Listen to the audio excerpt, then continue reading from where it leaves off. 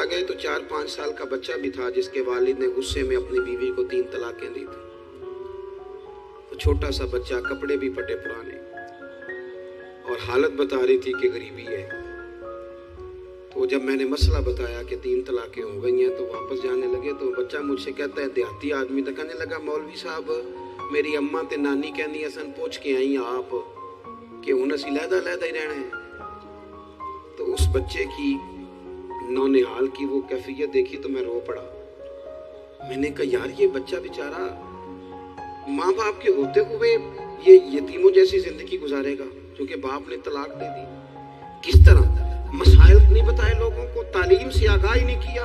اور اس میں بہت بڑا ظلم ہے ان لوگوں کا بھی جو جنازے پہ کھڑے ہو کے تو کہہ دیتے ہیں، میری طرح کے لوگ اچھے علماء کی بات نہیں کرتا، وہ کہہ دیتے ہیں دیکھو جن لوگوں کو جنازہ نہیں آتا. بھئی آپ نے کس دن عشاء کے بعد کلاس لگائی تھی جنازہ سکھانے کی؟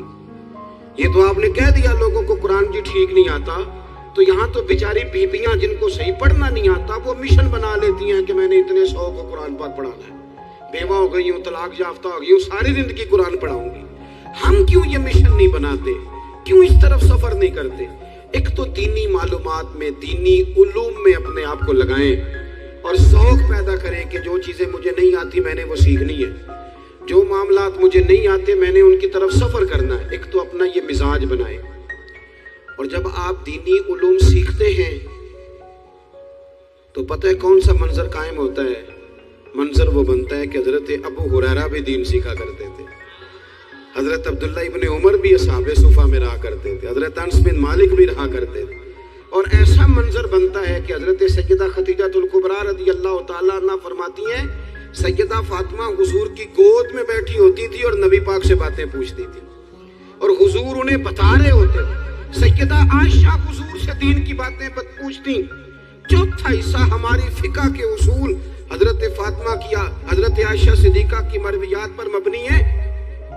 اگر ہماری بچیاں چھوڑ دیں ڈائجسٹ پڑھنا، چھوڑ دیں ادھر ادھر کی مووی دیکھنا اور وہ کتاب و سنت پر آ جائیں تو بہت سارے مسائل ایسے ہیں جو الجھنے سے پہلے ہی سلجھے ہوئے ہوں. دینی تعلیم کا مزاج اور ذوق. اور دوسری آیت کریمہ میں نے تلاوت کی، اللہ کریم نے قرآن مجید میں فرمایا یا ایھا الذین آمنوا قوا انفسکم واہلیکم نارا، اے ایمان والو خود بھی دوزخ کی آگ سے بچو اور اپنے گھر والوں کو بھی بچاؤ. او والد، وہ ماں جو بچوں کو بھوک سے بچانے کے لیے محنت کرتی ہے، ان کو مایوسی سے بہت سارے ماں باپ ایسے ہوتے ہیں جن کے پاس کپڑے لینے کے پیسے نہیں ہوتے عید پہ. کیوں؟ اذان شروع ہوگی جی، اذان سنیں جی. عزیز بھائی، جس طرح ہم اپنے بچوں کو دیکھیں، بہت سارے ماں باپ کے پاس گنجائش نہیں ہوتی، لیکن اس نیت سے کہ بچوں کے دل ٹوٹ جائیں گے، عید پہ کیسے گزارا کریں گے، مشکل سے بھی کپڑے خرید کے دیتے. اس طرح ہم اپنے بچوں کو بھوک سے، پیاس سے، مایوسی سے بچاتے ہیں. اس طرح ہمارے رب نے ہمارے ذمے لگایا ہے کہ تم اپنے بچوں کو کوشش کرو دوزخ کی آگ سے بچانے کی. حضرت عمر فاروق رضی اللہ تعالیٰ عنہ نے عرض کیا تھا یا رسول اللہ صلی اللہ تعالیٰ علیہ وسلم، اس آیہ کریمہ کا معنی کیا ہے؟ تو محبوب کریم علیہ السلام نے فرمایا عمر، جن چیزوں کا اللہ تمہیں حکم دیتا ہے تم اپنے گھر والوں کو ان چیزوں کا حکم دو. جن چیزوں سے رب رسول تمہیں منع کرتے ہیں اپنے گھر والوں کو ان سے روکو. اپنے گھر کے اندر نفاذ دین کرنے کی کوشش کرو. میرے بھائی، بہت زیادہ آزمائش ہے ہمارے گھروں میں، بے چینیاں ہیں، اضطراب ہے، بچوں میں سختی ہے، بہن بھائی ایک دوسرے کے ساتھ لڑتے ہیں، مزاجوں میں تلخی آ گئی. کیوں بھلا؟ اس لیے کہ ماں باپ کو جو بہترین کردار اور جو حسین طریقہ گھر میں اپنانا چاہیے تھا، بچے تقریر باہر سے سنتے ہیں لیکن وہ فالو اپنے ماں باپ کو کرتے ہیں. اگر ماں باپ میں حوصلہ ہو، صبر ہو، اطمینان ہو، خودداری ہو، تھوڑے پر گزارا کرنے کا مزاج ہو. دیکھیں نا، آج ڈپریشن ہے، ٹینشن ہے، پینکس اٹیکس ہیں، بڑی ساری چیزیں آ گئی. کیوں بھلا؟ صبر نہیں، تحمل نہیں، بردباری نہیں. آزمائے. ایک دن ایک بچہ میرے پاس آ گیا مدرسے کا اور آ کے وہ رونے لگا. میرے گھر والے کہنے لگے کھانا چھوڑ دیں، پہلے اس کی بات سن لے. میں نے کہا پتر کیا ہوا؟ किसी ने मारा है किसी उस्ताद ने? कहने लगे नहीं हजरत, घर फोन किया था तो मेरी अम्मा और अब्बा की लड़ाई हो रही है। बच्चा कांप रहा है, टांगे कांप रही। मैंने कहा क्या हो क्या गया तुम्हें पुत्र, लड़ाई हो रही है तो घरों में हो ही जाती है। कहने लगे नहीं आपको पता नहीं, वो बड़ा सख्त लड़ते हैं। मेरे वालिद जब मेरी वालदा को मारने के लिए आगे बढ़ते हैं तो हम सारे चारपाइयों के नीचे छुप जाते हैं, हमें खौफ आता है, वो मंजर खतरनाक होता है। ये कौन तकलीफ दे रहा है अपने बच्चों को? यहाँ बैठे हमारे यहाँ मीलों दूर रहते थे उसके घर वाले, तो वो तकलीफ में था, तो घर में क्या कैफियत होगी? अगर हौसला हो, सब्र हो, कनात हो, अल्लाह के दिए हुए थोड़े रिस्क पर हमें राजी रहना आता हो, हमारे घरों में सुकून आए, इत्मीनान आए, हम जो जिंदगी बड़ी खुशी खुशी गुजार सकते हैं, हमारे मिजाजों का लालच, हमारी तबीयतों की बेराह रवी, हमारी झूठी अना का बुत, उन सारी चीजों को खत्म कर देता है। अपनी जिंदगी के अंदर अगर हम वो किरदार अपने बच्चों को दें, जिस किरदार में मोबाइल भी हो, जिसमें गाड़ी भी हो, जिसमें पैसे भी ला के अब्बा दराज में रखता हो, लेकिन वालिद का घर में मुसल्ला भी मौजूद हो, उसकी कोई तस्वीर भी हो, वो ये भी कहता हो कि खुदा ने अपने फजल से आज 5,000 दिया है तो इसमें 1,000 गरीबों का भी है, इसमें थोड़ा सा मैंने अल्लाह की रिजा के लिए भी रखा है। अगर कोई मुश्किल आ जाए तो वो बाप और माँ को सब्र करता हुआ देखते हो, अगर एक बाप कर बात करे तो दूसरा बर्दाश्त करता हो। खुदारा अपनी औलादों को इस अजियत का शिकार न करो। अपने घरों के अंदर वो खुददारी, वो प्यार, वो वकार, वो मोहब्बत, वो अंदाज, आप थके हुए हैं कोई शक नहीं, आप बहुत सारे मसाइल का बाहर शिकार होंगे कोई शक नहीं, लेकिन आप बाहर से थक के आए हैं, और अगर आप बाहर अपनी फैक्ट्री के मालिक हैं और दफ्तर के बड़े हैं तो घर में भी तो आप बड़े हैं ना, आपकी माँ भी तो इंतजार कर रही है, उसने भी तो दुखड़ा सुनाना है ना आपको। आप ये देखिए कि आपके बच्चे भी तो इंतजार कर रहे हैं, वो चाहते हैं कि अब्बा आके बैठे तो हम उनके सीने पे चढ़ के थोड़ा खेले। आपकी अहलिया मुंतजिर हैं, कुछ बातें बीवी किसी और से नहीं कह सकती, सिर्फ अपने शौहर से कहती है, लेकिन वो तो आते ही जलाल में आ गए, साहब को कहने लगे तू बड़ी नालायक है, मैं थका मांदा आया हूं और तूने मुझे कहानी सुना दी है। वो उस खातून से शिद्दत के साथ पेश आने लगे।